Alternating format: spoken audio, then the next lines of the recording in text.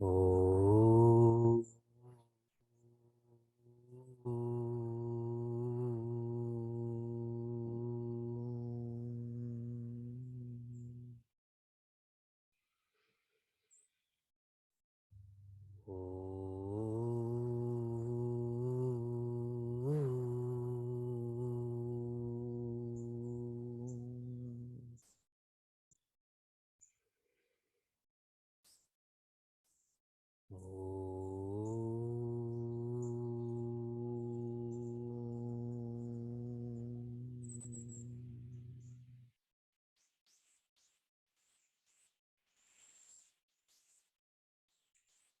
Welcome to Meaningful Mornings. Today at 3 o'clock, we commence our 5th virtual silence retreat. By show of hands, how many of you are registered for this? A lot. There are 47 seekers who are going to pretend to be silent for 50 hours. I said 50, not 15. They need our support, so all of us will be silent for 50 seconds. Right now, directing our energy for them to be strong for 50 hours. Be silent for 50 seconds.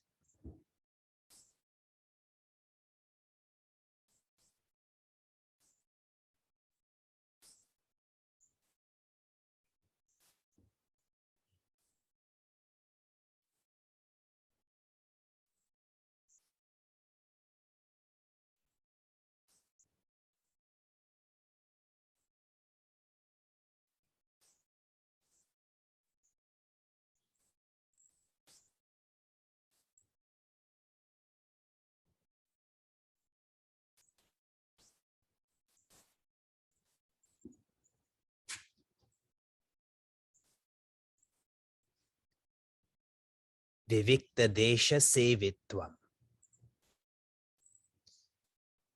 Later on in Bhagavad Gita, Sri Krishna shares with Prince Arjuna to internalize what I'm teaching you. Sevitvam here means to search. Desha means a place. Vivikta, a place that is filled with solitude. That is not an external place, that is an internal perspective. Shri Krishna is training Prince Arjuna in being grateful. An expression of being grateful is being careful. You assess this for yourself. Are you a careful personality or a careless personality? If one is grateful for resources, then one will be careful with how they use them, correct? If one is grateful for time, one will be careful in how one uses time. Shri Krishna's training to encourage Prince Arjuna to be careful is to care fully for who he is. He is careless with who he is right now. He thinks he's a body. He thinks he's a mind.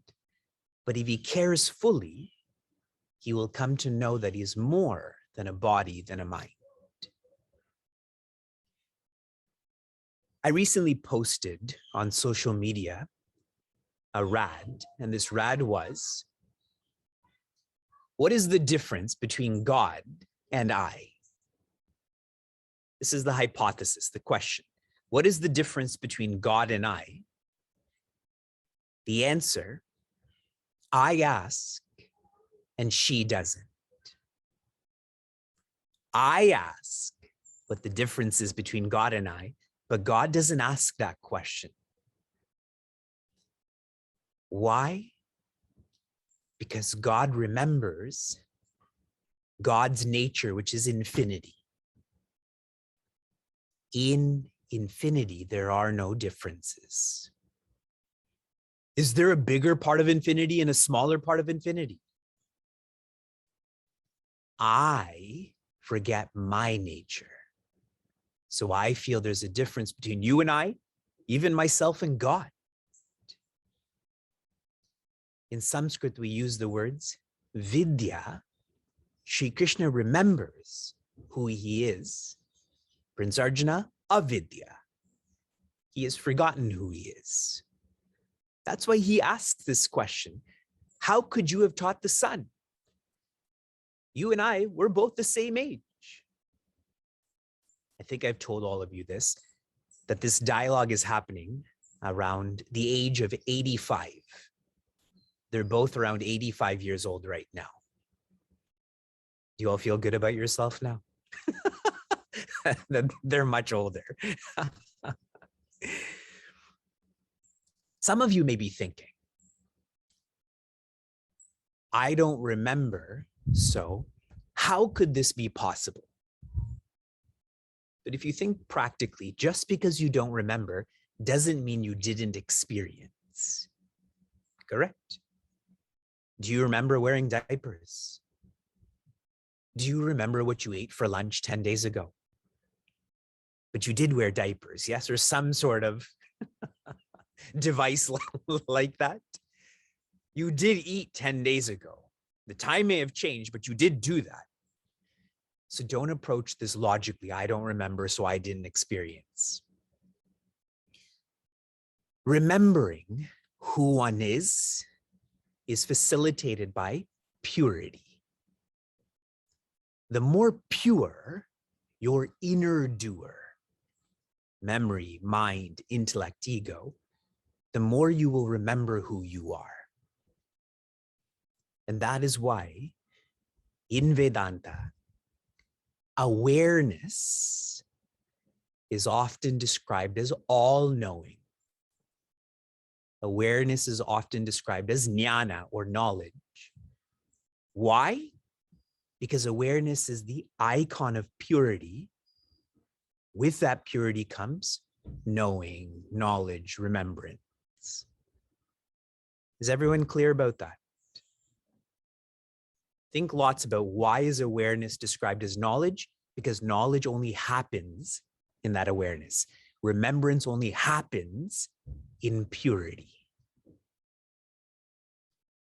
We continue. Shri Krishna describes more about how he's awareness and not a body and mind only. Verse 6. Ajopi sannavyayatma bhutanam ishvaropi san prakritim swamadishtaya sambhavam yatma mayaya. First quarter, ajaha. Ajaha means goat. Goat here means the acronym, the greatest of all time. Ajaha technically means the one who's not born. Not born. And vyaya means to die. Avyaya, the one who does not die. So he's describing to Prince Arjuna, api san, I am also the one who is unborn and undying. And that's why I highlighted to everyone that Shri Krishna is not like Vivek. He's not born and he doesn't die. He simply manifests and becomes unmanifest. And he shares the same thought in the second quarter. Bhutana, all beings. That means you, that means me, that means everything behind me, above me, below me. Ishvaraha. I am the ruler, the controller of all beings. Api-san, I'm also this, which means he's inside of us. He is us. Those who are pure and remember this, he manifests through them. Those who are less pure, so they don't remember this, he manifests less through them.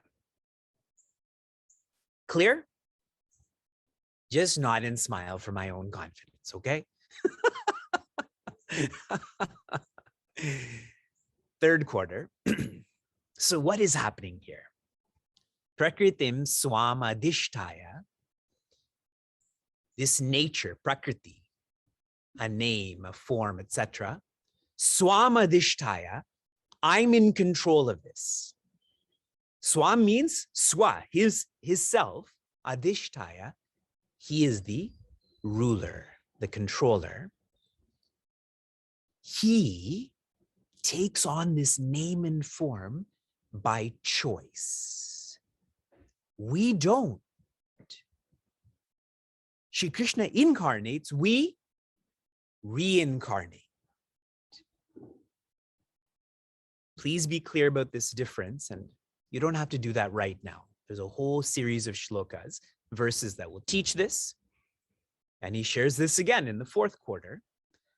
Sambhavami. Remember, I highlighted that word yesterday. He manifests Atma Mayaya. He does this through his own Maya. He is the ruler, the controller of this power of creation. He is not subject to that power. And a very worldly example. Now, the case that's going on in America about what happened on January 6th, many are claiming executive privilege, correct? The rules that apply to everyone don't apply to an executive. Yes? In this case, it's absolute, okay? Shri Krishna has the absolute executive power, so not subject to Maya. I shall summarize this verse because the next two verses are some of the most popular and powerful in Bhagavad Gita. We reference many times in many ways. Prince Arjuna's question is, why Avatara? Do you all have that question too? Why? Why does the divine manifest? This is one of the main questions that Devi Parvati asks in the Ramayana, and then the Ramayana explains that. This is one of the main questions that the rishis ask in Bhagavatam, and then Bhagavatam explains that. I will answer this for you from three perspectives, from the lowest to the highest. The lowest, this perspective is from karma. Why Avatara? To protect. Keyword is protect. Shri Krishna manifests to protect those who are noble and also protects those who are ignoble by correcting them. Both are forms of protection, correct? If I'm going to harm myself or harm society, I go into rehabilitation. That's protecting me, correct? And that's why I had shared with all of you earlier in chapter 3, you have to blend with people to be able to bend people. Isn't Shri Krishna blending exactly like us? Prince Arjuna thinks this is his cousin. And I'll read to you briefly a lovely portion of Swami Chinmayananda's commentary to exemplify this. The Lord uses the matter envelopments and their limitations as a convenience and as a set of necessary tools in his game of protecting the creation. That's the lowest perspective. We go higher. This perspective is from Bhakti. Why does the divine manifest? This is the divine's Leela. In English means to play. To protect, now to play. The word Leela, the etymology of this word, means to melt. to melt away our selfishness, our egos. And that's why the divine is most lovely. So we love him more than we love ourselves. And I remember Puja Swami Tejo Mahananda answering this question. And his response was, Mary Marzi. All of our Hindi speakers, what does Mary Marzi mean? Because I wanted to do it. Isn't that why children play? Vyasa, why do you play? Please explain logically why you play. He plays because he plays. There's no logic to it. So to protect, to play, and here's the third perspective, the highest, from Jnana. There is no avatara. There is no avatara. Does the sun rise? Does the sun set? This is all from our limited perspective. And so to put this into a framework, to protect, to play, to presence. The divine is ever present. We feel this presence manifests and unmanifests, but from this highest perspective, there is simply presence. So we're clear about that. Can you measure temperature in decibels? It is very cold outside right now. It is 20 decibels. Does that make sense? Asking why the divine manifests is a human perspective. We must not mix human perspectives with a divine perspective. Why implies a purpose. The purpose is to be happy. The divine is already happiness, yes? So there's no reason, there's no purpose. That's why I said presence. The divine is. We forget that, so we need this manifestation. Lots to reflect on, which you're going to do, yes? From inspiration to application. A recent application was for you to change taking for granted to being grateful, an article of being in a circumstance. To make this change, you have to train yourself. It doesn't happen automatically. This has to be practiced daily. Another recent application was you contemplating on this, on the sun. How many of you did this?